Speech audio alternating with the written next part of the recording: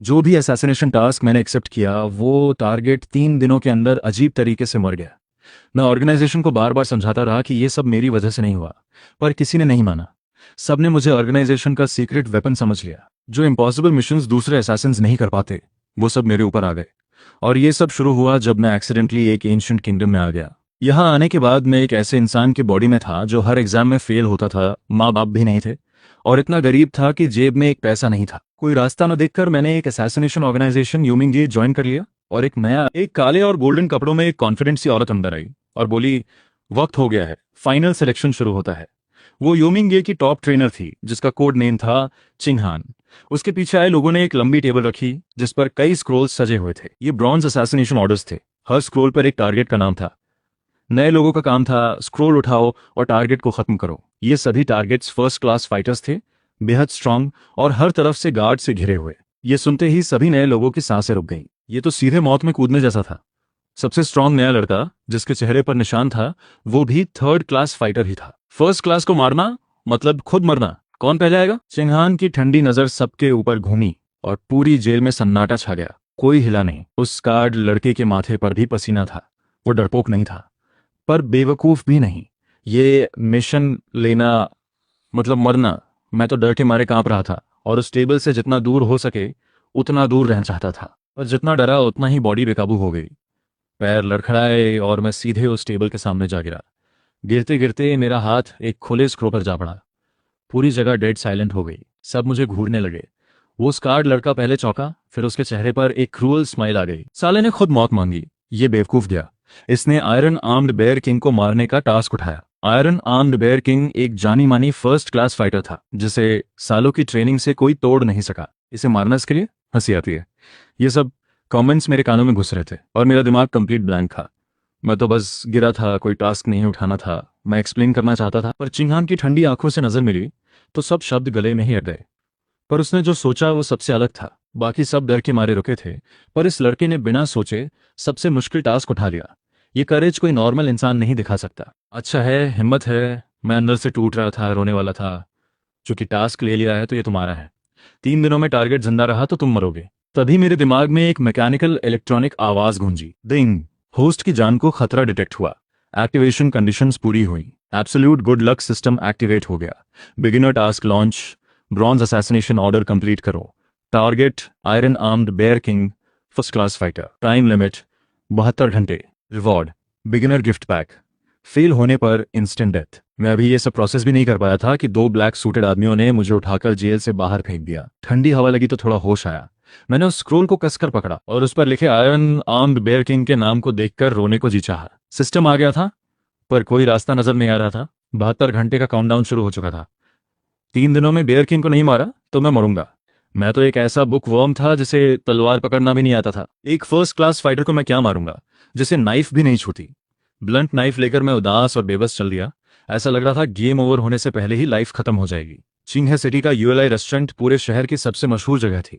वहां हर तरफ भीड़ थी। मैं ग्राउंड फ्लोर के सबसे कोने वाली जगह पर बैठा था।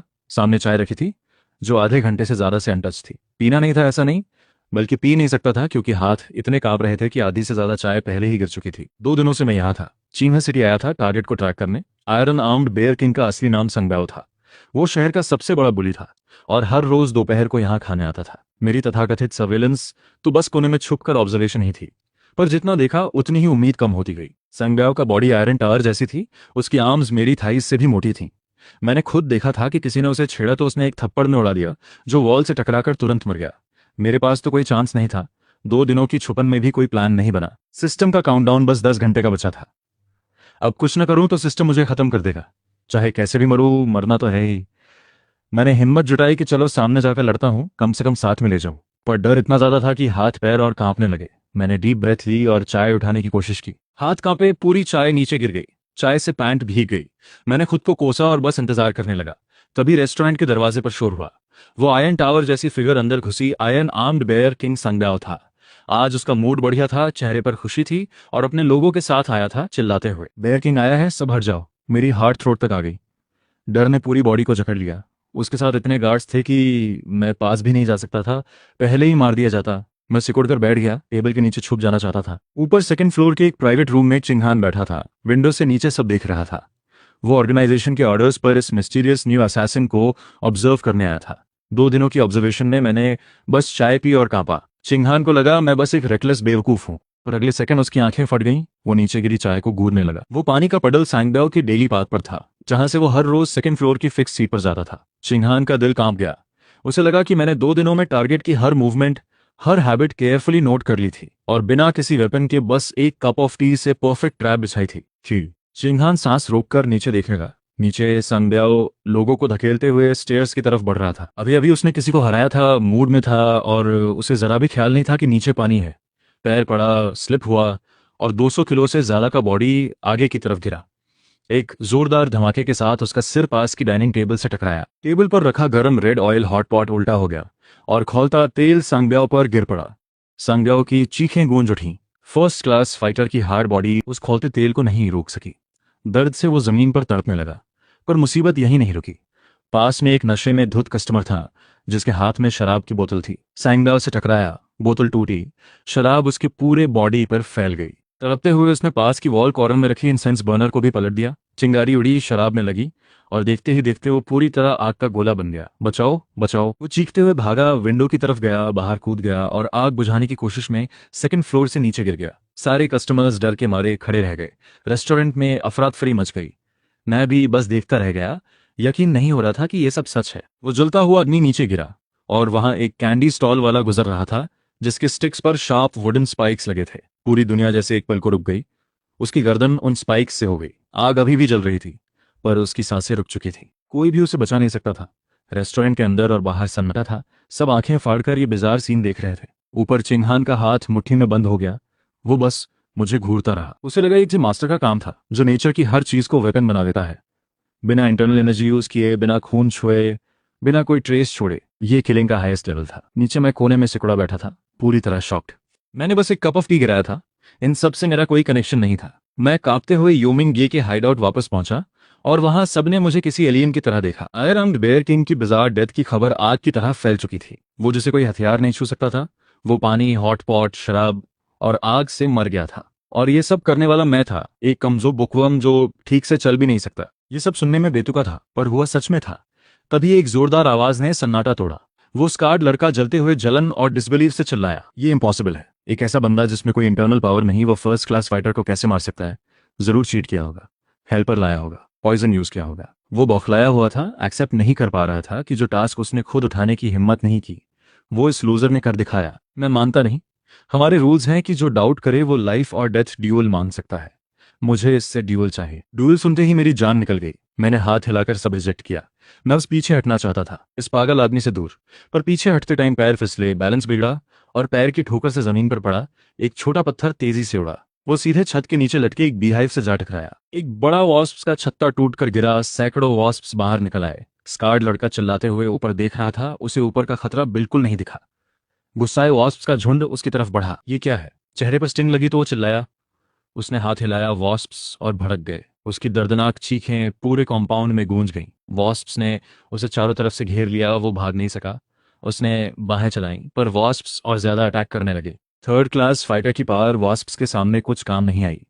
बस कुछ ही देर में वो जमीन पर गिर गया। पूरी बॉडी सूज गई, मुंह से झाग आने लगा और स्किन हर जगह से फूल गई। बिना हाथ लगाए हवा का इस्तेमाल करके दुश्मन को खत्म करना सच में एक अनडिटेक्टेबल किलिंग टेक्निक है। चेन पिंगान, तुम्हारी टैलेंट और माइंड दोनों एक्स्ट्रॉर्डनरी है। आज से चेन पिंगान को गोल्ड असैसिन प्रमोट किया जाता है। उसका रैंक सब डिवीजन एल्डर के बराबर होगा। पूरे रूम में हलचल मच गई। एक नया आदमी सीधे गोल्ड असैसिन? ऐसा पहले कभी नहीं हुआ था। मैं पूरी तरह स्टंट था, दिमाग ब्लैंक था, कुछ समझ नहीं आ रहा था। मैंने बस एक्सीडेंटली एक पत्थर ठोका था, पर सबने इसे मेरी प्लानिंग समझ लिया। लाओ उसे। आज से तुम्हें नए लोगों की ट्रेनिंग नहीं करनी। चेन पिंगान के साथ रहो, उसका पर्सनल अटेंडेंट बनो, खाने पीने और डेली रूटीन का ख्याल रखो। चिंगहान को एक पल के लिए लगा पनिशमेंट मिल रही है, पर फिर उसे असली मतलब समझ आया और वो वहीं रुक गया। एक टॉप ट्रेनर का नए असैसिन का अटेंडेंट बनना बाहर से एम्बैरेसिंग लगता था, पर असल में ये एक बहुत बड़ा मौका था। सब डिवीजन नेता उसे इस किलिंग गॉड से सीखने का चांस दे रहे थे। उसने झुककर हाँ कह दी। उसकी आवाज में एक छुपी हुई एक्साइटमेंट थी। मैं पूरी तरह सन्न था, बस भागना चाहता था। यह आइस कोल्ड फीमेल असैसिन मेरी अटेंडेंट बनने वाली थी। उसकी एक नज़र से मेरे पैर काम जाते थे और अब वो हर रोज साथ रहेगी।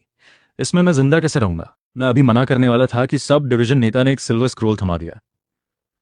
पिंगान, तुम अभी प्रमोट हुए हो, एक सिल्वर ग्रेड टॉप मिशन है जिसे ऑर्गेनाइजेशन में कोई लेने को तैयार नहीं, वो तुम्हारे लिए है। टारगेट रॉयल कोर्ट का minister of personnel first rank official Wang Chongyan. मैं स्क्रोल पकड़े बैठा था और पास में पूरी अटेंडेंट मोड में आ चुकी चिंगहान खड़ी थी। मेरा दम घुट रहा था, इस तरह की जिंदगी में झेल नहीं सकता था। उस रात मुझे एक अच्छा रूम मिला। चिंगहान हर वक्त पास थी, बेड बनाना, चाय लाना, पानी रखना, सब कुछ एकदम प्रोफेशनल तरीके से। मैं बेचैन था, हर चीज ऑकवर्ड लग रही थी। चिंगहान जी रहने दीजिए, मैं खुद कर लूंगा। चिंगहान चुप रही और बात का पानी तैयार करके पास खड़ी हो गई। मेरा चेहरा लाल हो गया। किसी लड़की ने कभी मेरी इस तरह केयर नहीं की थी, और वो भी एक ऐसी किलर जो पलक झपकते जान ले ले। मैंने धीरे धीरे कपड़े उतारे। मेरी बॉडी बिल्कुल स्लिम और पेल थी, कोई मसल्स नहीं, एकदम बुकवर्म जैसी। कोई भी फाइटिंग ट्रेनिंग का नामो निशान नहीं था। चिंगहान का दिमाग एक सेकंड के लिए रुक गया। उसकी सारी लॉजिक फेल हो गई। बिना किसी इंटरनल पावर के एक नॉर्मल इंसान फर्स्ट क्लास फाइटर को कैसे मार सकता है या थर्ड क्लास वॉरियर को खत्म कर सकता है? ये किसी भी मार्शल आर्ट्स लॉजिक से पॉसिबल नहीं था। तभी एक डरावना थॉट आया जिससे वो कांप गया। मार्शल आर्ट्स की हाईएस्ट लेवल जहां कोई बहुत बड़ा मास्टर पहुंच जाता है, उसे इंटरनल पावर की जरूरत नहीं रहती। उसके हर मूवमेंट से प्रकृति की शक्ति काम करती है। इस लेवल को कहते हैं रिटर्न टू सिंप्लिसिटी। उसे अब सब समझ आ गया। मैं बिना पावर के नहीं था, बल्कि मैं उस लेवल पर था जहां पावर की जरूरत ही नहीं रहती। एक कप ऑफ टी से किल, एक पत्थर से डिस्ट्रक्शन, ये सब नेचर की शक्ति थी। उसके सारे डाउट्स खत्म हो गए। किन्हान ने मेरी पीठ को देखा और उसकी आंखों में एडमिरेशन और ऑ था। पहले उसे लगता था कि अटेंडेंट बनना टाइम वेस्ट है। अब उसे समझ आया कि ये तो लाइफ टाइम का बिगेस्ट अपॉर्चुनिटी था। जो भी उस रिटर्न टू सिंप्लिसिटी की हाईएस्ट लेवल तक पहुंचे, उनके लिए चाय उठाना या पानी देना भी एक बड़ा सौभाग्य है। चिंगहान पूरी तरह मान चुका था। झुककर उसने सिर नीचे किया। उस सडन जेंटलनेस ने मुझे एक झटका दिया। मैं पूरी तरह कंफ्यूज था और ये नहीं जानता था कि इस औरत ने अब क्या नया सोच लिया था। अगली सुबह मैं एक बुरे सपने से हड़बड़ाकर उठा। पूरा बदन पसीने से भीगा हुआ था।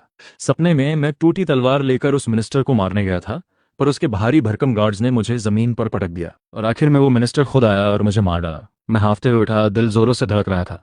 आंखें खुलते ही एक ठंडा चेहरा सामने था। क्या हुआ?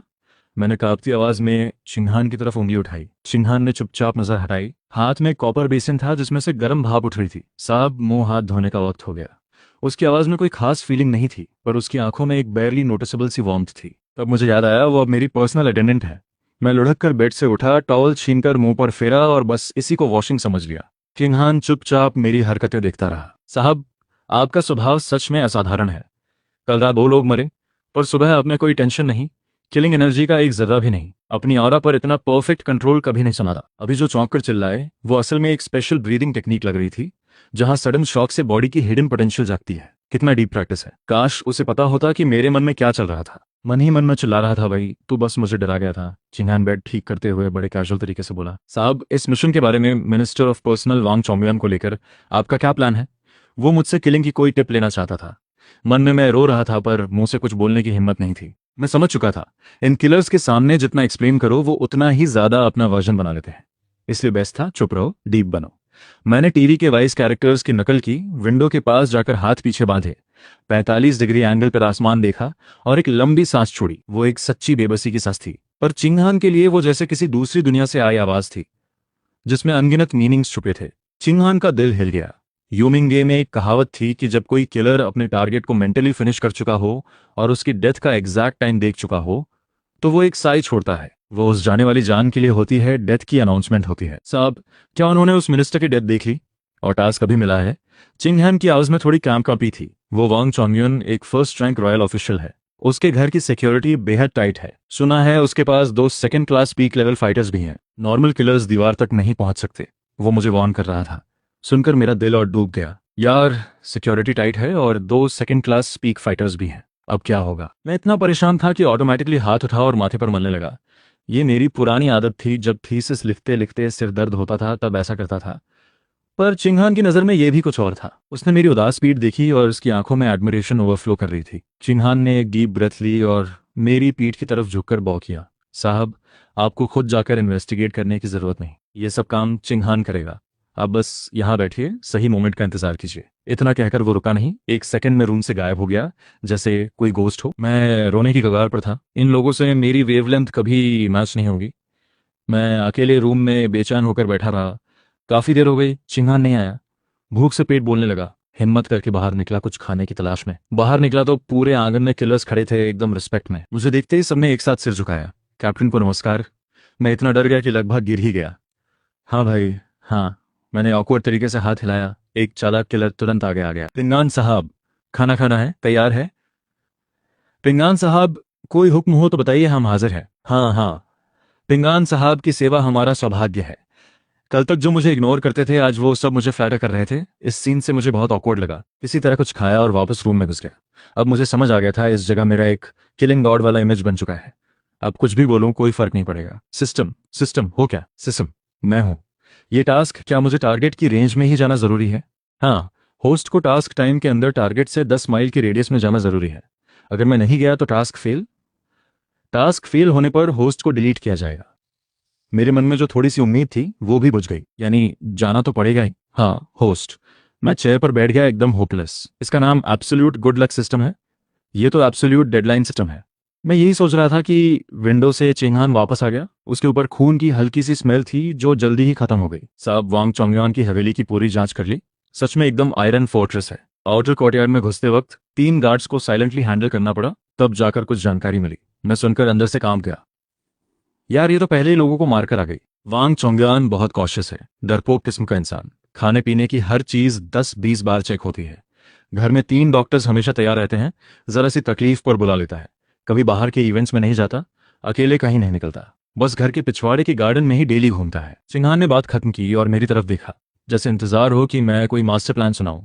उसे लगा ये सारी इन्फॉर्मेशन मेरे ग्रैंड प्लान के पीसेस हैं। मैं तो और भी निराश हो गया। यार, एक घर का बाहर ना निकलने वाला पैरानॉइड इंसान, इसे किसी एक्सीडेंट में कैसे डालेंगे?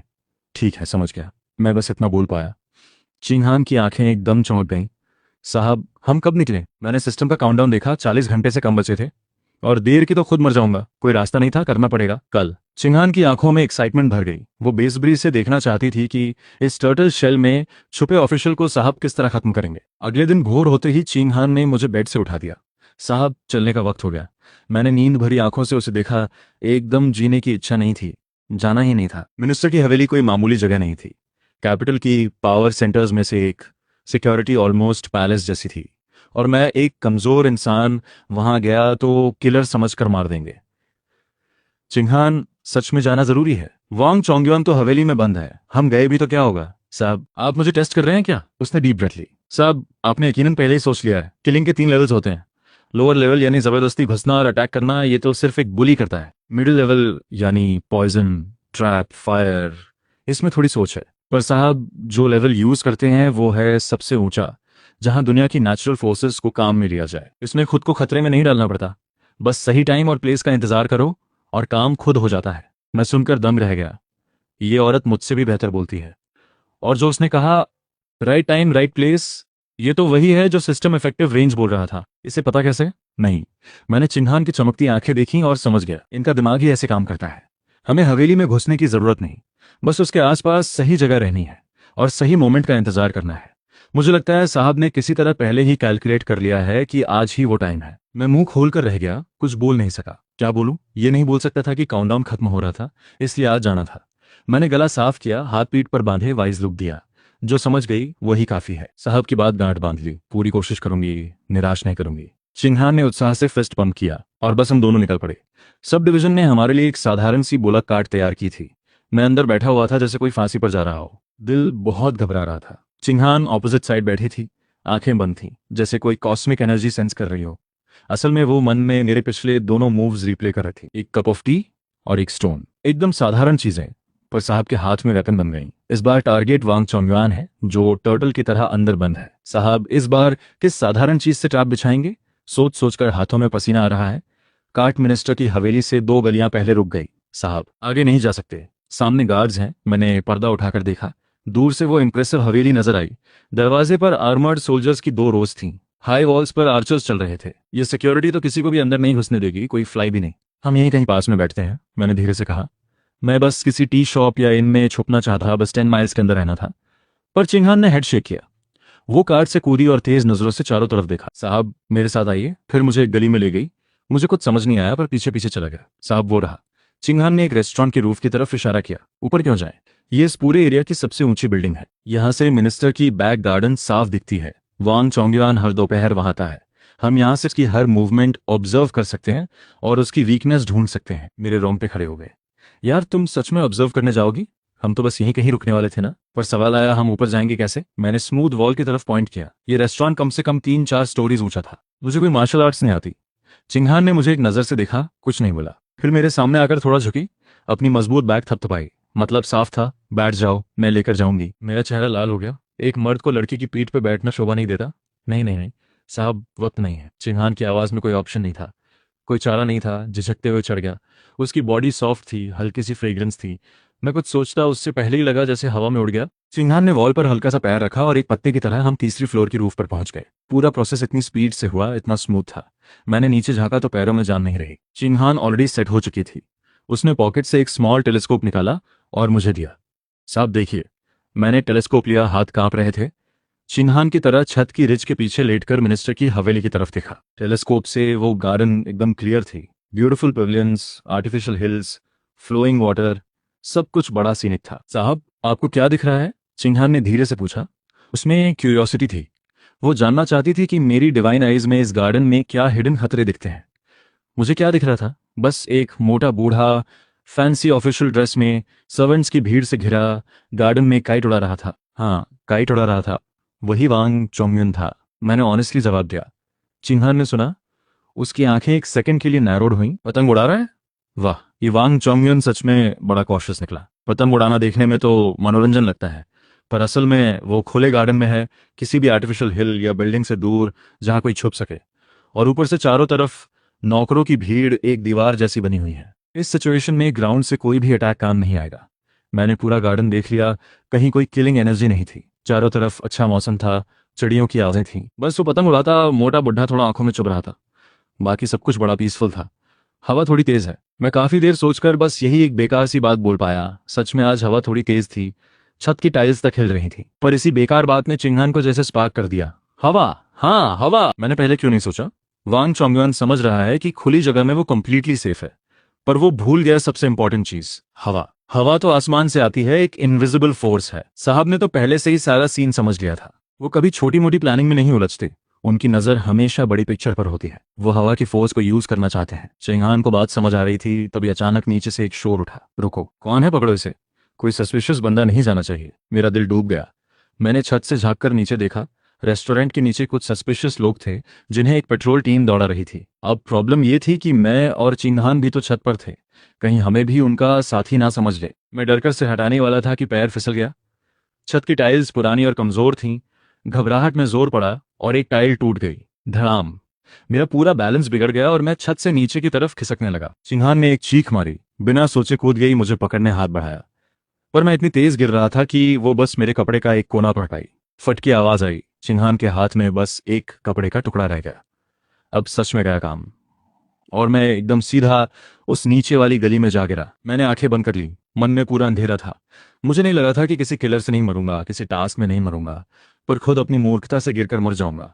ये तो बड़ी बेइज्जती वाली डेथ होती। पर धम की आवाज आई और नीचे कुछ नरम था, थोड़ा स्प्रिंगी भी। मैंने डरते डरते एक आंख खोली। मैं किसी के ऊपर गिरा था।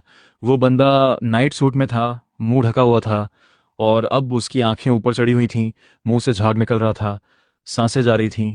मैं ठीक था। मैं एक सेकंड रुका, फिर जल्दी से उसके ऊपर से उठा। नज़र घुमाई तो गली में ऐसे ही और कई बंदे पड़े थे, सब एक जैसे कपड़ों में। पास में एक पेट्रोल टीम खड़ी थी, एकदम माउथ ओपन करके मुझे देख रही थी। उनका नेता मुझे देखे, फिर नीचे गिरे बंदे को देखे, फिर वापस मुझे देखे। उसका मुंह इतना खुला था कि उसमें एक अंडा फिट हो जाता। भाई क्या बॉडी है तुम्हारी! हम इन चोरों को पकड़ने आए थे, ये गली में घुसकर गायब हो गए थे। किसे पता था कि आसमान से कोई आएगा और सरदार को ही ठोक देगा। वो ऑफिसर काफी देर सोचकर बस यही बोल पाया। सच में ये तो भगवान का न्याय था। मैं भी कंफ्यूज था। नीचे गिरे बंदे को देखा, फिर अपने हाथ पांव चेक किए, कपड़े थोड़े फटे थे, पर एक खरोंच भी नहीं आई। भाई मैं तो बस फिसल गया था। ऑफिसर का चेहरा साफ बोल रहा था, हाँ हाँ बिल्कुल। भाई इतनी बड़ी बात पर मत जाओ। 3 मंजिल से गिरकर चोर को ठोकना ये कोई आम बात नहीं। तभी चिंगहान भी चुपचाप गली में उतर आई। उसने एक नजर गिरे हुए चोरों पर डाली, फिर मुझे देखा, जो बिल्कुल ठीक था। उसकी ठंडी आंखों में एक समझ की चमक आई। अच्छा तो ऐसा था। उसके मन में फिर से एक हलचल उठी। ये साहब फिसले नहीं थे। उन्होंने जानबूझकर खुद को एक्सपोज किया ताकि ये चोर सामने आए। उन्हें पहले से पता था कि ये लोग यहाँ छुपे हैं, और गिरकर चोर के सरदार को ठोकना तो इतनी क्लेवर मूव थी कि रियल स्ट्रेंथ भी किसी को दिखी नहीं। सबको लगा कोइंसिडेंस था। बहुत ऊंचा लेवल है। चिंगहान की एडमिरेशन अब एक नई हाइट पर पहुंच चुकी थी। अगर उसे मेरे मन की बात पता होती तो मैं जोर से चिल्लाता यार, मैं सच में फिसल गया था। जो हो गया चोर पकड़ाए, ऑफिसर बोला। हम दोनों को डिस्टर्ब नहीं करते, हम चलते हैं। वो उन बेहोश चोरों को लेकर चला गया। जाते जाते उसने सोचा, ये दोनों देखने में तो अलग लग रहे हैं, एक कमजोर सा, एक एकदम कोल्ड, पर दोनों क्लियरली कोई नॉर्मल नहीं है। बेहतर है दूर रहो। गली में अब सिर्फ मैं और चीहान थे। साहब, जगह का काम हो गया, अब सही वक्त का इंतजार है, चिन्हान ने रिस्पेक्टफुली कहा। मैंने राहत की सांस लेते हुए अपना सीना थपथपाया। टांगे अभी भी थर थर कांप रही थी। यार चलो कहीं और चलते हैं, ये जगह बड़ी खतरनाक है। साहब बिल्कुल सही, चिन्हान ने सहमति में सिर हिलाया। उसकी नज़र में मेरा हर कदम सोचा समझा था। उसे लगा रेस्टोरेंट की छत का काम हो गया, अब अगली जगह। तो चिन्हान मुझे उस मिनिस्टर की हवेली के सामने वाली एक टी शॉप में ले गई। इस बार हम छत पर नहीं गए, दूसरी मंजिल पर एक विंडो के पास बैठ गए। यहां से गार्डन तो नहीं दिखता था, पर हवेली के ऊपर का आसमान साफ दिखता था। मैं चाय का कप पकड़े बैठा था, हाथ अभी भी थोड़े कांप रहे थे।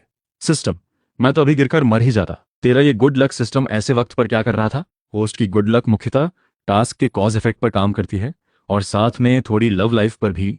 होस्ट की पर्सनल सेफ्टी के लिए बस बेसिक बैड लक हटाने का इफेक्ट है, जैसे कि सीधे जमीन पर गिरना, पानी पीते वक्त खांसना वगैरह, ऐसी छोटी एक्सीडेंट्स। अभी जो हुआ वो होस्ट ने खुद अपने आप को खतरे में डाला था।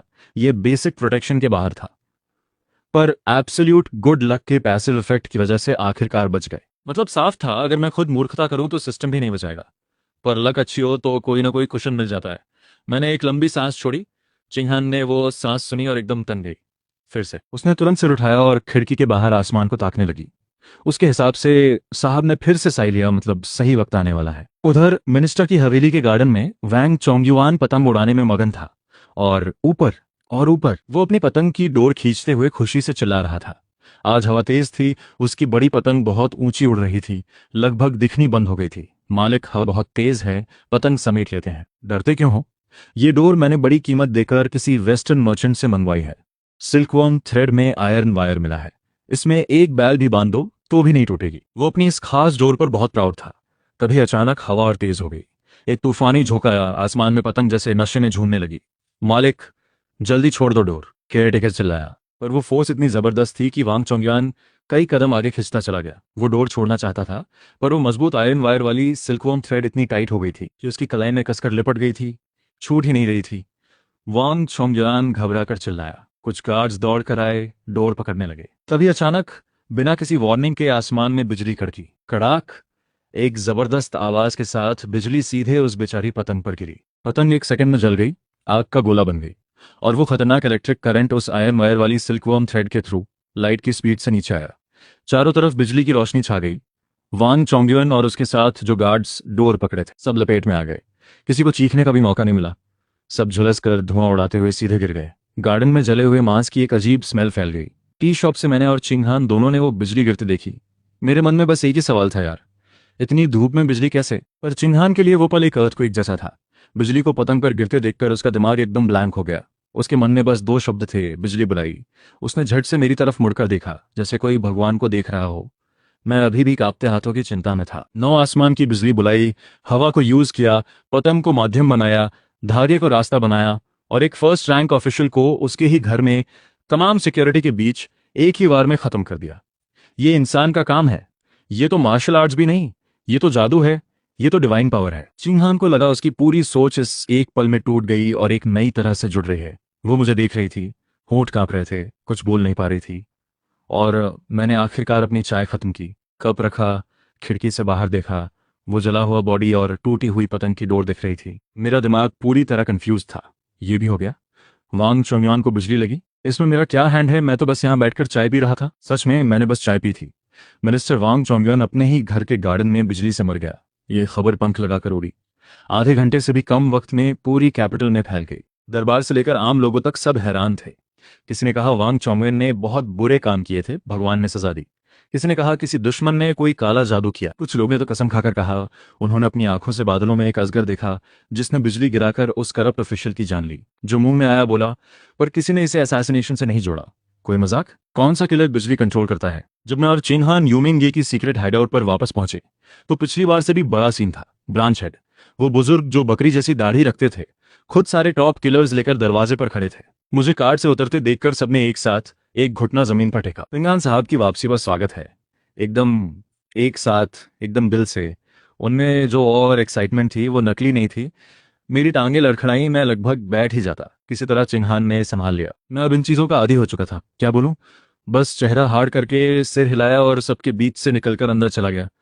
पिंगान साहब सच में एक अलग ही लेवल के हैं। नौ आसमान की बिजली से एक करप्ट ऑफिशियल का अंत, ऐसा कभी सुना नहीं, देखा नहीं। हम सब आपके सामने नतमस्तक हैं। आला साहब का हुक्म आया है। पिंगान साहब ने इतना बड़ा काम किया है, इसलिए उन्हें टियानजी नंबर 1 सीक्रेट एजेंट का दर्जा दिया जाता है, बराबरी सीनियर काउंसिल मेंबर्स के साथ। इनाम में 10,000 गोल्ड कॉइन्स, 10 सुंदर दासियां और कैपिटल में एक बड़ी हवेली। और आला साहब ने यह भी कहा है कि चिंगहान ने आपकी अच्छी सेवा की है, इसलिए अब वो पूरी तरह आपकी है। 10,000 गोल्ड, 10 दासियां, एक हवेली, ये सब मेरे कानों से निकल गया। बस आखिरी बात कानों में अटकी, ये फीमेल किलर अब परमानेंटली मेरे साथ है। मैंने चुपके से चिंगहान को देखा।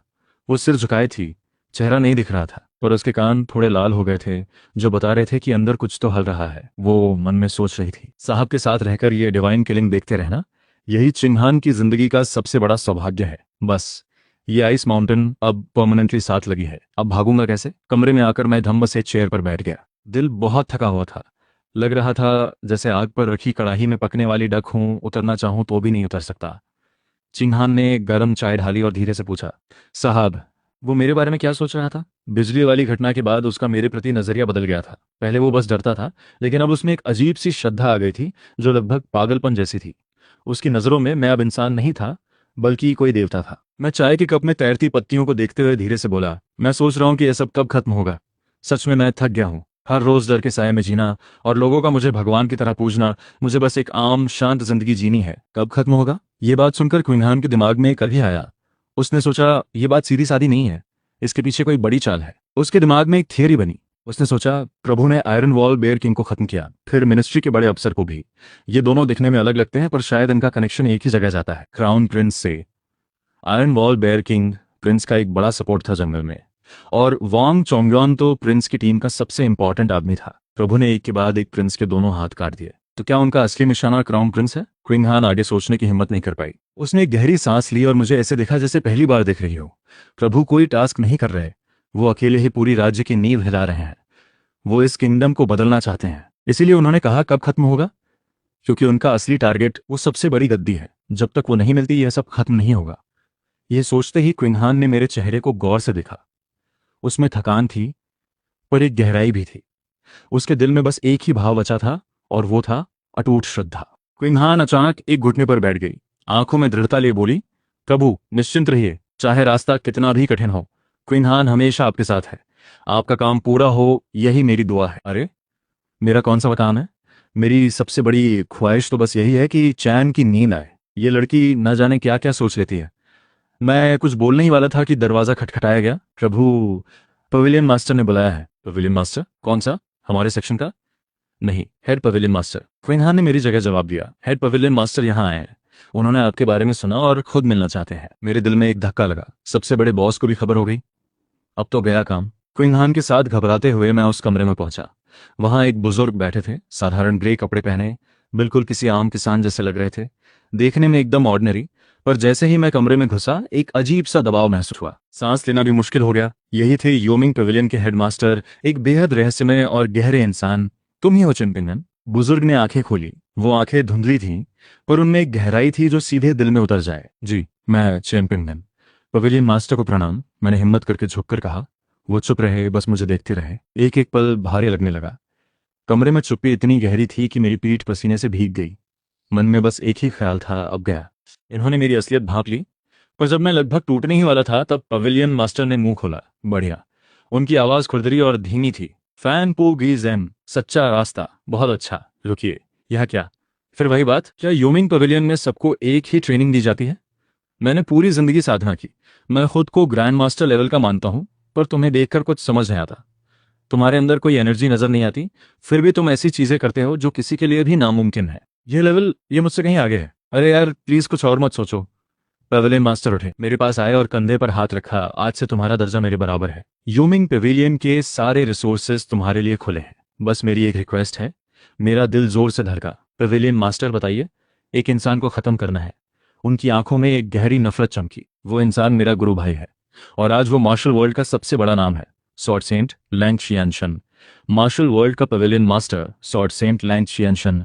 जब यह नाम उनके मुंह से निकला तो पास खड़ी क्विंग हान भी हड़बड़ा गई। ये कोई आम इंसान नहीं था, ये वो शख्स था जो पूरे मार्शल वर्ल्ड के पिरामिड के सबसे ऊपर बैठा था। 30 साल पहले लैंग कियनशन ने अपनी एक स्वॉर्ड टेक्निक से 7 बड़े सेक्ट्स के लीडर्स को एक एक करके हराया था। तब से उन्हें एक ऐसा टैलेंट कहा जाता था जो 100 सालों में एक बार जन्म लेता है। 20 साल पहले हौशान की चोटी पर उन्होंने उस वक्त के डीमन सेक्ट के नेता को हराया और मार्शल वर्ल्ड पवेलियन मास्टर की गद्दी पर बैठे। 10 साल पहले वो एकांत में चले गए साधना के लिए, और अब वो ग्रैंड मास्टर से भी ऊपर के लेवल पर पहुंच चुके थे, जिसे कहते हैं लिविंग इमॉर्टल। इसे मारना, ये तो आसमान में छेद करने जैसा था। पवेलियन मास्टर, ये तो क्विंग हान कुछ बोलने ही वाली थी, ये नामुमकिन है। पर फिर उसने मुझे देखा, ठीक है, दूसरों के लिए नामुमकिन होगा, पर प्रभु के लिए? सॉर्ड सेंट भी तो बस एक इंसान है। सच में मेरी रिएक्शन देखकर पवेलियन मास्टर को लगा कि मैं बिल्कुल शांत हूं, पर असल में मेरा दिमाग कंप्लीटली हैंग हो गया था। सॉर्ड सेंट, मार्शल वर्ल्ड का नेता, लिविंग इमॉर्टल। यार, गेम का डिफिकल्टी लेवल इतनी तेजी से क्यों बढ़ रहा है? पहले 2 लेवल्स में तो बस स्टार्टर एरिया के छोटे बॉसेस थे, और यहाँ सीधे फाइनल बॉस आ गया। ये कैसे होगा? सिस्टम, क्या ये टास्क रिफ्यूज हो सकता है? मैंने मन में चिल्लाते हुए पूछा। ये यूमिंग पवेलियन के हेड पवेलियन मास्टर का दिया हुआ S लेवल टास्क है, ये सिस्टम का टास्क नहीं है, इसलिए यूजर रिफ्यूज कर सकता है। मेरे मन में एक उम्मीद जगी, पर रिफ्यूज करने पर पवेलियन के अंदर आपकी किलर गॉड इमेज को खतरा होगा। हेड पवेलियन मास्टर का आप पर से भरोसा बड़े लेवल पे कम हो जाएगा। मेरा मुंह उतर गया। यानी रिफ्यूज करूं तो भी फंसूं, एक्सेप्ट करूं तो भी मरूं। अगर मैंने ना कहा तो ये बुजुर्ग अभी यहीं मुझे रिसर्च के लिए काट देंगे। मुझे पता है ये टास्क बहुत मुश्किल है। पवेलियन मास्टर की आवाज एक बार फिर सुनाई दी। इस बार उसमें एक थकान थी। लैंग कियनशान अब इंसान नहीं रहा। उसकी सोड इतनी तेज है कि वो कॉज और इफेक्ट को ही काट देती है। कॉज और इफेक्ट को काटना, मेरे मन में एक झटका लगा। मैंने 3 टॉप लेवल किलर्स भेजे थे उसे मारने, पर जैसे ही उन्होंने अटैक करने की सोची, वो घर से बाहर निकले बिना ही एक तीर से तीनों को खत्म कर दिया। जो भी उसके दायरे में आए और उसके बारे में कोई बुरा इरादा रखे, उसकी सोड एनर्जी उसे खुद ढूंढ लेती है और खत्म कर देती है। पवेलियन मास्टर ने यह सब बताकर मुझे देखा।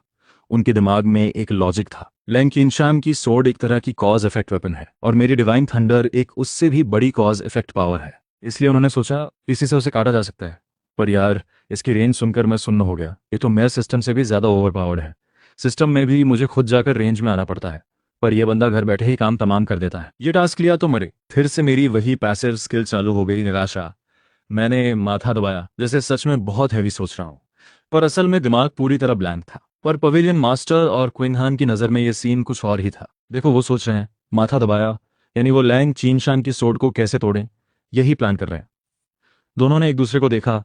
आंखों में एक्साइटमेंट थी। मैं टाइम निकालने के लिए बस इतना बोला, कॉज और इफेक्ट को काटना इंटरेस्टिंग है। बस इतना सुनते ही पवेलियन मास्टर के मन में हलचल मच गई। इंटरेस्टिंग?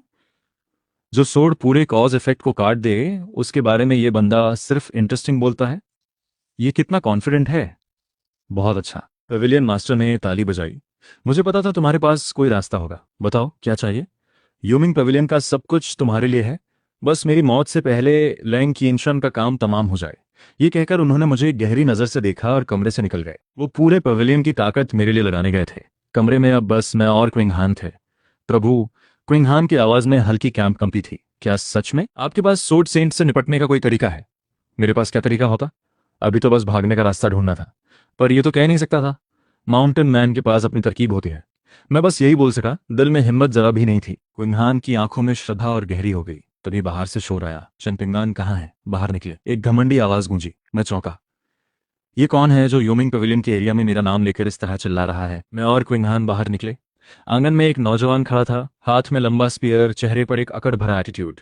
उसके साथ कुछ और किलर्स भी थे, सभी काफी स्ट्रांग लग रहे थे। युए चिंगतियन, यहाँ क्या कर रहे हो? क्विंग हान ने भौहें चढ़ाते हुए पूछा। युए चिंगतियन यूमिंग पवेलियन का एक और टॉप लेवल किलर था, अपने स्पीयर की वजह से मशहूर और एटीट्यूड की वजह से बदनाम। पवेलियन के यंग जनरेशन में क्विंग हान के बाद यही सबसे ऊपर था। क्या कर रहा हूं?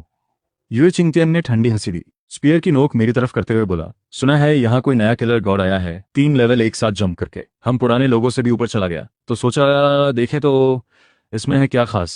युए चिंगतियन की नजर मुझ पर पड़ी भरपूर तिरस्कार के साथ। बस इतना? एक ऐसा बंदा जिसमें कोई इनर पावर नहीं, एकदम यूजलेस। और तुम लोग इसे किलर गॉड बोलते हो? और क्विंग हान तुम्हें इसकी सर्वेंट बना दिया? शर्म आनी चाहिए। युए चिंगतियन, पिंगन प्रभु के लिए ऐसे मत बोलो। क्विंग हान एक कदम आगे बढ़ी। उसका चेहरा बर्फ जैसा ठंडा था। प्रभु? युए चिंगतियन और जोर से हंसा। क्विंग हान, इसने तुम्हें कोई जादू पिला दिया है क्या? मैं इसे चैलेंज करता हूं, पर लाइफ और डेथ मैच नहीं। यूए चिंगटियन ने स्पीयर की नोक से मुझे पॉइंट करते हुए एक एक शब्द बोला। एक टास्क का रेस। अभी पेविलियन का एक गोल्ड लेवल टास्क आया है, उस भगोड़े कियानवान मुचांग को पकड़ना। जो पहले उसका सिर लाएगा वो जीतेगा। अगर मैं जीता तो ये बंदा जहां से आया वहां वापस जाए, और क्विनहान तुम आगे से मेरे साथ रहो। अगर ये जीता। यूए चिंगटियन ने मुझे देखकर हल्की हंसी दी। ये जीत ही नहीं सकता। ये सुनते ही आसपास के किलर्स में हलचल मच गई। सब समझ गए ये एक सोची समझी चाल थी। चानवान वुचांग योमिंग पवेलियन का पुराना किलर था। बेहद चालाक, डिस्गाइज और असैसिनेशन में माहिर। भागने के बाद कई टीम्स उसे पकड़ने गई थी, पर वो सबको उल्टा मारकर आया। यूए चिंगटियन का स्पीयर स्टाइल डायरेक्ट और पावरफुल था, ऐसे चेस टास्क के लिए बढ़िया। पर मैं तो बस एक ऐसा बंदा था जो नेचर की पावर बोरो करता है, एक किस्म का एक्टर। ऐसे चेज एंड किल मिशन में मेरी क्या वैल्यू। सबको लगा मैं हारा ही समझो। मेरे मन में भी यही था, यार फिर से हर कोई मुझसे कोई ना कोई कंपटीशन करने क्यों आ जाता है। मैं तो बस शांति से रहना चाहता था, पर यह इतना मुश्किल क्यों है। क्या डर लग रहा है। ये चिंगटियन ने मुझे चुप देखकर ताना मारा। यूजलेस होते हो तो चैलेंज भी नहीं कर सकते। मैं कुछ बोलने से पहले ही क्विंगहान मुस्कुराई। ठंडी पर एक अजीब तरह की मुस्कान। उसने मुझे एक नजर देखा। मेरा चेहरा वैसे ही था, शांत, बेपरवाह, जैसे दुनिया से कोई मतलब ही नहीं। उसे कॉन्फिडेंस मिला। वो पलटी और यूए चिंगटियन को ऐसे देखने लगी जैसे वो पहले से मर चुका हो। ठीक है, रेस मंजूर है, पर दांव बढ़ाते हैं। अगर प्रभु जीते तो मुझे कुछ नहीं चाहिए। बस तुम अपना एक हाथ खुद काटो और दिल्ली से, यानी इस सिटी से हमेशा के लिए दूर हो जाओ। यूमिंग पवेलियन में कभी कदम मत रखना। क्विंगहान का यह जवाब सुनते ही सब हैरान रह गए। हाथ काटो और हमेशा के लिए निकलो, ये दांव बहुत बड़ा था। ये चिंगटियन भी एक पल के लिए रुक गया। उसने सोचा नहीं था कि हमेशा शांत रहने वाली क्विंगहान मेरे लिए इतना बड़ा दांव लगाएगी। इससे उसके अंदर का गुस्सा और भड़क गया। ठीक है, बात पक्की, उसने कहा, और बिना देर किए एक तेज हवा की तरह अपने लोगों के साथ निकल गया। वो जल्द से जल्द तियानवान वुचांग को पकड़ना चाहता था, ताकि मेरा और क्विंगहान का मुंह बंद कर सके। आंगन में शांति छा गई। आसपास के किलर्स की नजरें मुझ पर थीं, अलग अलग भावों के साथ। किसी में दया थी, किसी में खुशी कि मुझे फंसते देख रहे हैं, और ज्यादातर में जिज्ञासा थी। सब जानना चाहते थे कि ये किलर गॉड इस डायरेक्ट चैलेंज में क्या करेगा। प्रभु, अब क्विंगहान पलटी प्लान पूछने के लिए। खाना। मैंने बेमन से 2 वर्ड्स बोले। दिमाग पूरा थका हुआ था। पहले सोर्ड सेंट का टास्क सुनकर डर गया था, अब इस बेवकूफ ने और मुश्किल में डाल दिया। दुनिया में सबसे जरूरी काम है खाना। पहले पेट भरो फिर सोचेंगे। खाना इस सिचुएशन में? क्विंगहान मन में बोली। प्रभु सच में अलग ही लेवल के हैं। ये चिंत्यान के चैलेंज पर भी इनकी एक भौं नहीं हिली, और सोच रहे हैं खाने की। ये काम, ये पेशेंस दुनिया में कितने लोगों में होगी। जी प्रभु, अभी खाना लाती हूँ। उसके दिमाग में था कि प्रभु खाने के बहाने असल में अपनी उस सोच को फिर से रिकवर कर रहे हैं जो सोर्ड सेंट की प्रॉब्लम सॉल्व करने में खर्च हुई। हाँ, जरूर यही है। खाने की मेज पर मैंने अपना सारा दुख खाने में निकाला। 3 बड़े कटोरे चावल, 5 डिशेस, सब खत्म। क्विंगहान बस देखता रहा, समय समय पर खाना और डालता रहा। उसके मन में था, प्रभु खाने में वो सारी एनर्जी वापस ला रहे हैं जो सॉर्ड सेंट की स्ट्रैटेजी सोचने में गई। हाँ बिल्कुल ये है। मैंने आराम से एक डकार ली, लगा जैसे जिंदगी वापस आई। ठीक है, उस क्यानवान वुचांग की इन्फॉर्मेशन लाओ, देखते हैं। मैंने मुंह पोंछते हुए कहा, कुछ भी हो टास्क तो फेस करना ही पड़ेगा। जब तक यह सिस्टम और मेरी किस्मत साथ जुड़ी है, कोशिश तो करनी होगी। बस उस बंदे की रेंज में पहुंचना है, बाकी एक्सीडेंट खुद हो जाएगा। अब देखते हैं क्यानवान वुचांग कहाँ है। क्विंगहान जल्दी से एक स्क्रॉल लेकर आई। मैंने खोला। ऊपर उसकी पूरी इन्फॉर्मेशन थी। असली नाम अननोन, उम्र 35 साल, पहले यूमिंग पवेलियन का गोल्ड लेवल किलर। टास्क की रकम हड़पने के चक्कर में वो भाग गया था। वो डिस्गाइज में माहिर था, किसी की भी आवाज और चाल ढाल की नकल कर सकता था, इसीलिए उसे क्यानवान वुचांग कहते थे। स्किल लेवल बहुत हाई नहीं था, बस सेकंड रेट मिड लेवल का था, पर पॉइजन देने और ट्रैप्स बिछाने में वो बेहद खतरनाक था। उसकी आखिरी लोकेशन थी शहर के पश्चिम में एक जगह, लोआनशीपो। मैंने वो नाम पढ़ा और भौहें सिकोड़ी। उस जगह के बारे में सुना था। शहर के बाहर एक पुराना बाजार था, जहां हर तरफ बड़े बड़े पत्थर और गहरे गड्ढे थे। छुपने के लिए एकदम परफेक्ट जगह। प्रभु, यूए चिंगटियन पहले ही वहां पहुंच चुका है। वो घमंडी जरूर है, पर उसका स्पीयर बेहद पावरफुल है। अगर उसने क्यानवान वुचांग को ढूंढ लिया तो वो 10 राउंड्स भी नहीं टिकेगा। मेरा दिल बैठ गया। अब क्या करें? स्पीड में कॉम्पीट करें? मेरी 2 टांगे किसी घोड़े से तेज नहीं दौड़ सकती। जब तक मैं लड़खड़ाते हुए वहां पहुंचूंगा काम तमाम हो चुका होगा। मैंने स्क्रोल रखा, चाय का घूंट लिया। अब बस देखते हैं क्या होता है, इसके अलावा और कोई रास्ता नहीं था। क्विंगहान मेरी ये काम देखकर और आश्वस्त हो गई। प्रभु के पास जरूर कोई ऐसा प्लान है जो हम नहीं समझ सकते। वो यूए चिंगटियन के साथ टाइम वेस्ट करने की जरूरत ही नहीं समझते। शायद वो लोआनशीपो जाने का इरादा ही नहीं रखते। तभी उसने पूछा, प्रभु हम भी लोआनशीपो जाएंगे? मैंने सोचा जाना तो पड़ेगा, नहीं तो सिस्टम की रेंज से बाहर हो जाऊंगा और कुछ नहीं होगा। पर बहुत ईगर दिखना भी ठीक नहीं, मेरा वाइज मैन वाला इमेज बिगड़ जाएगा। तो मैंने धीरे से चाय का कप रखा, खिड़की के बाहर देखा और आराम से बोला, उसे पहले रास्ता साफ करने दो। क्विंग हान की आवाज में हल्की कैंप कांपी आ गई। Mantis catches the cicada but the sparrow is behind. मैंने टीवी शोज से सीखी हुई ये लाइन यूज की। क्विंग हान की रीढ़ में एक ठंडी लहर दौड़ गई। क्विंग हान ने मुझे साइड से देखा और सब समझ गई। प्रभु ने शुरू से सब प्लान किया था। उन्होंने जानबूझकर यूए चिंगटियन को भड़काया ताकि वो पहले जाए। यूए चिंगटियन जल्दी में क्यानवान वुचांग को बाहर निकालेगा। दोनों लड़ेंगे, दोनों कमजोर होंगे और प्रभु आखिरी मोमेंट में आकर सबसे बड़ा फायदा उठाएंगे। एक मूव से 3 काम, टास्क भी कंप्लीट, यूए चिंगटियन भी खत्म और सबके सामने फिर से प्रूव किया कि प्रभु कितने गहरे सोचते हैं। क्विंग हान की आंखों में जो श्रद्धा थी उसे शब्दों में बयान नहीं किया जा सकता। प्रभु ने फिर से उसने मुझे देखा। मैंने उसे एक नजर से देखा, बिल्कुल कंफ्यूज। मैंने क्या कैलकुलेट किया? मैंने तो बस आलस में यही सोचा था कि थोड़ी देर और रुक जाते हैं, पर क्विंग हान की चमकती आंखें देखकर मुझे पता था एक्सप्लेन करने से कोई फायदा नहीं, तो मैंने बस गहराई से सिर हिलाया। एक वर्ड, पर जैसे 1000 बातें कह दी। क्विंग हान ने मुट्ठी भींच ली एक्साइटमेंट में। ऐसी प्लानिंग में शामिल होना, देखना कि कैसे प्रभु 2 बड़े किरदारों को उंगली पर नचाते हैं, ये मौका जिंदगी में एक बार आता है। तो हम कब निकले? उसने दबी जुबान से पूछा। शाम को जाना ठीक रहेगा, मैंने ऐसे ही कह दिया। रात में कम लोग होंगे, ज्यादा सेफ रहेगा। पर क्विंग हान ने इसमें भी कुछ और सुना। सूरज ढलने का वक्त, जब रात और दिन मिलते हैं, असल किलर के लिए सबसे पावरफुल मोमेंट होता है। प्रभु ने यह टाइम सोच समझकर चुना है और इस तरह हम दोनों वहां बैठे रहे। मैं सच में खाली दिमाग बैठा था। क्विंग हान के दिमाग में अटैक प्लान्स चल रहे थे। शाम होते होते हम एक गाड़ी में बैठे और शहर के पश्चिम की तरफ लुआनशी पो की ओर निकले। उधर लुआनशी पो में यूए चिंगटियन अपनी पूरी टीम के साथ उस पूरे एरिया को उलट पलट कर चुका था। क्यानवान वुचांग, छुप कहाँ गया तू? यूए चिंगटियन ने एक भारी पत्थर को स्पीयर से तोड़ते हुए गुस्से से कहा। उन्होंने पूरी दोपहर खोजी पर एक निशान नहीं मिला। बॉस, अंधेरा होने वाला है। ये जगह रात में खतरनाक होती है, गड्ढे और ट्रैप्स हैं हर तरफ। एक आदमी ने रिमाइंडर दिया। डरते हो क्या? यूए चिंगटियन ने ठंडे लहजे में कहा। आज चाहे ये पूरी जगह तोड़नी पड़े, उसे निकालूंगा। उस यूजलेस बंदे से हारना मुझे मंजूर नहीं। एक अंधेरे कोने में एक पत्थर के पीछे एक जोड़ी आंखें उसे घूर रही थीं। क्यानवान वुचांग वहीं छुपा था। उसने यूए चिंगटियन को बेचैन होते देखा और होठों पर एक ठंडी मुस्कान आई। तो नीचे आ जा मेरे पास। उसने चुपके से अपनी पॉकेट से कुछ काली नुकीली चीजें निकाली।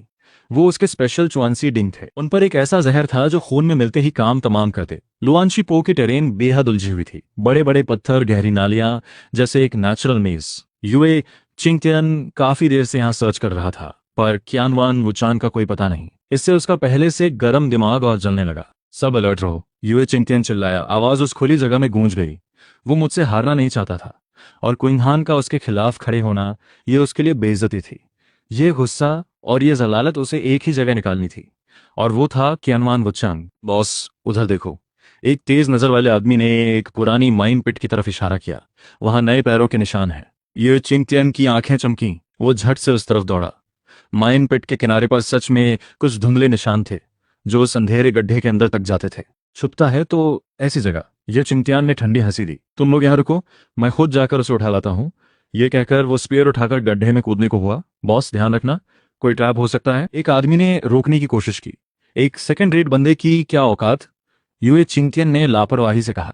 उसे अपनी ग्रैंड मास्टर लेवल की पावर पर पूरा भरोसा था। उसके लिए किसी की भी चाल बेकार थी अगर पावर नहीं है तो। पर वो नहीं जानता था कि उसके ऊपर 100 मीटर की ऊंचाई पर एक बड़े पत्थर के पीछे क्यानवान वुचांग एक जहरीले सांप की तरह लेटा था। उसकी आंखों में ठंडा जुनून था। क्यानवान वुचांग नीचे यूए चिंगटियन को देखकर मुस्कुराया। बेवकूफ, ये सोचता है मैं गड्ढे में हूं।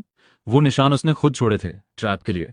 असली प्लान था ऊपर से वार करना। उसने कैलकुलेट किया था कि यूए चिंगटियन जैसा घमंडी इंसान बिना सोचे जरूर कूदेगा और जब वो हवा में होगा, जब पुरानी ताकत जा चुकी होगी और नई अभी नहीं आई, ठीक उसी मोमेंट में वार करना था। उसकी मुट्ठी में 3 जहर भरे चुआंसी डिंग थे। ये उसका सबसे बड़ा हथियार था। 3 मीटर के अंदर किसी भी ग्रैंड मास्टर की बॉडी शील्ड को पार कर जाए। उसने सांस रोकी, सही मोमेंट का इंतजार किया। आ गया।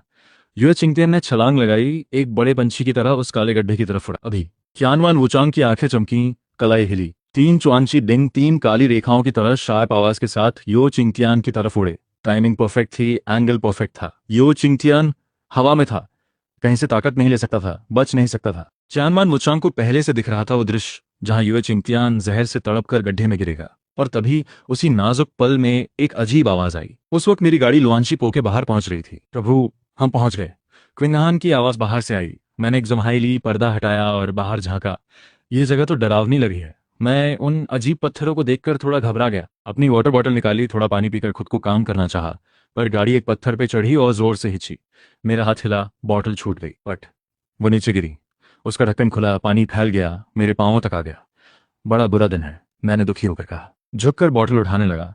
झुका तो सिर गाड़ी के तख्ते से जा टकराया। ठक, एक दर्दनाक आवाज आई। लगी, मैं दर्द से बोला। और जब दर्द में सिर उठाया तो सिर ऊपर की बीम से जा टकराया। ठक, दूसरी बार। इस बार आंखों के आगे चिंगारियां आ गईं। मैं पूरी तरह डिजी हो गया। इसी घबराहट में मेरा पांव गाड़ी के कोने में रखी लकड़ियों से जा लगा।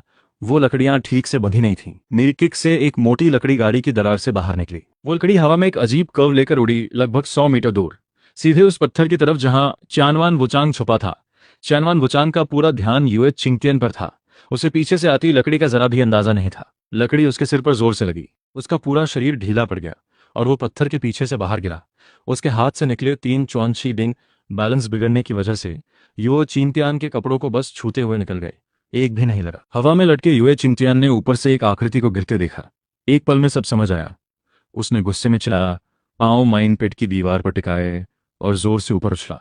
उसका स्पीयर एक काले ड्रैगन की तरह आगे बढ़ा और चानवान वुचांग की छाती में जा घुसा। चानवान वुचांग एक भी आवाज निकाले बिना वहीं खत्म हो गया। युए चिंगटियन ने जमीन पर लैंडिंग की।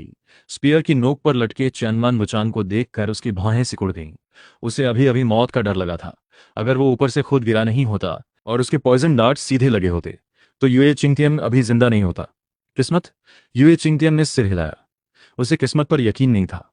उसने सोचा, यह बेवकूफ सबसे जरूरी मोमेंट पर खुद फिसल गया, इसीलिए बचा। स्पीयर निकाला, सिर काटा, बैग में रखा और चलने को हुआ। जाकर उस चैन वाले को दिखाता हूं कि असली ताकत क्या होती है।